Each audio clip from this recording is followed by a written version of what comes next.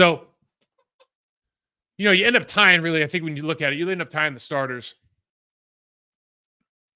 There's some guys that played really well in that game still. Valentine keeps coming up. He almost had a pick six. He just keeps popping up. I know he's popped up all training camp. There's still a couple questions left. It looks like Savage and Ford going to start in the defensive secondary. What's that going to look like? What can we do to maximize their potential? You think about it, Darnell Savage ran a 4.36 40 when he was coming out. I think he was University of Maryland. He ran a 4.36. Okay, so that's flying, guys. So if you're asking me, like Rudy Ford's on the field, he made some interceptions last year. I remember against the Cowboys specifically, but he's a thumper. Like that guy comes down in the box. He's got still has some work to do. We saw him getting cracked last week, but he's a guy that can tackle. So can we, because of the first round draft picks and all pros that we have at corner, can we be more aggressive from a schematic standpoint? Can we rotate that safety down and put him in a position to make plays near the line of scrimmage? And then can we use Darnell Savage and his 4.36 40 time to be, the last defense, to be the surveyor of the field, to be the guy that can fly around and make plays in the secondary, be the backup for the corners if we're playing trail, can we be that guy? I think that's how you maximize their value or their potential, knowing that that's who we're going to have back there. I think if you do it the other way, you're asking for trouble. I think that's plays to each individual skill set. Can I play a cloud with Savage and use his speed? Can I put Ford in the box or closer to the line of scrimmage or on opportunities to make more plays near the line of scrimmage in that channel, be a physical presence as much as possible? There's a lot of teams that have had a ton of success in the National Football League doing that. And I know that we've played all this off coverage, and I know we even showed a little bit in the beginning of the game. But I don't think from a personality standpoint, you can have that many first-round picks on your defense and play soft scheme. Not soft players. I don't think you can play soft scheme like that. I had a couple fan questions I wanted to get to before I got out of here today. What's doing with Devonte Wyatt? Good question. I mean, honestly, you see things, you see flashes, you see the quickness.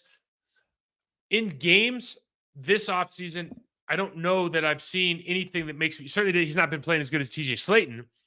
I still think that if you line him up against a underperforming three-tech guard in third down situations and just say, go get the quarterback and kind of it's just the same thing you did with Quay last year, the same thing you do with any position when you're just trying to get a guy to play fast and use his athleticism.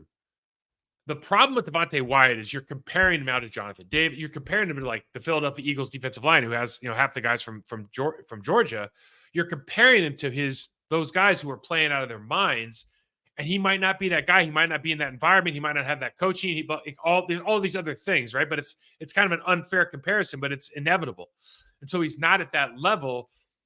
He can get there, but it's like, how do you make it as simple as possible so he builds up his confidence? Is like, dude, I know I can do this at a high level. For me, it's putting him in situations where you isolate him against an inferior player in passing situations and let him feel that rush of getting NFL sacks.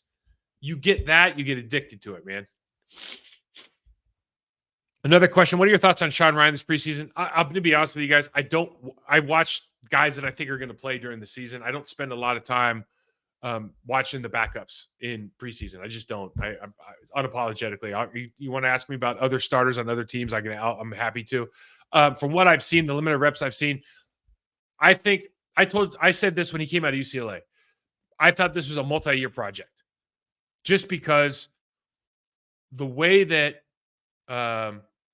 his body needed to adapt a little bit, because he was big, but he was playing tackle. He didn't play physical. So that physical part of the game in the National Football League is different, especially when you move inside.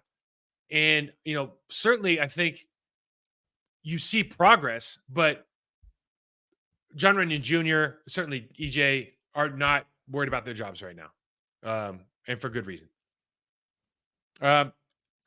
Matthew Stafford made some comments this week about how hard it is to connect with these younger players. I actually loved it because he said, so they come off the field, they get on their damn phones. He's like, I want to throw their phones in the garbage or something like I'm their dad. I don't want to feel that way, but it's how I feel. And somebody asked, is there any real value in a young Love versus an old Rodgers based on age and connecting with teammates? I'm paraphrasing. And it's like, it's hard because when you watch Hard Knocks and you see everything that Aaron Rodgers is doing and the impact that he has on the team, he's so smart that a lot of this is he's used this as a platform, certainly, but man, he's done a really good job.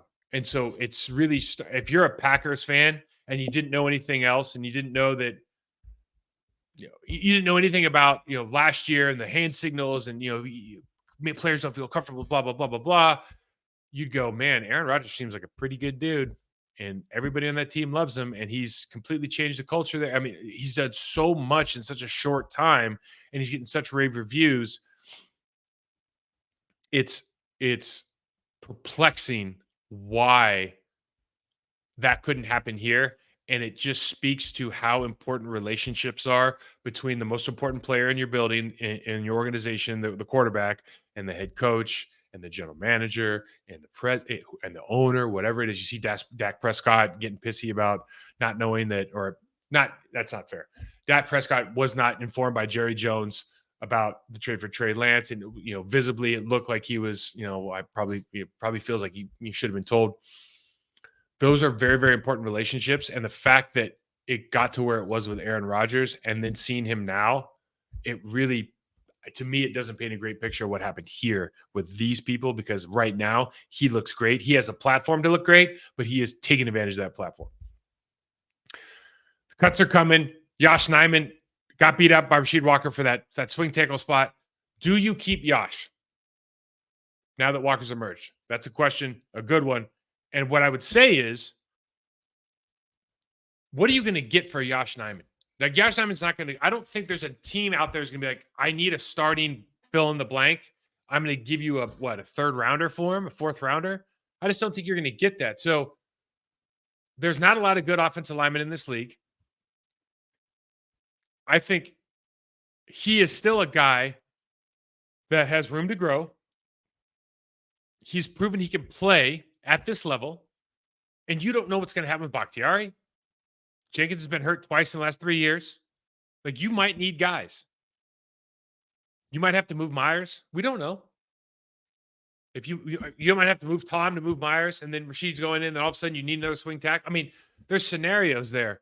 So I'm dumping a lot of guys on the Green Bay Packers before I'm dumping Josh Nyman. If I'm just looking at this right now, Cole Schneider, Sean Ryan, Royce Newman. Those are guys that I'm probably dumping before I dump Josh Nyman, because I've seen him play. If one of my guys goes down right now and I need a guy to back up, if Rasheed Walker has to play, backs out, I need a guy. I'm pretty sure I can get Josh at guard. I'm pretty sure I can put him anywhere, and I think he can play. He can't play as good as my starters, but I think he can play better than everybody I just mentioned. So that's my 2 cents.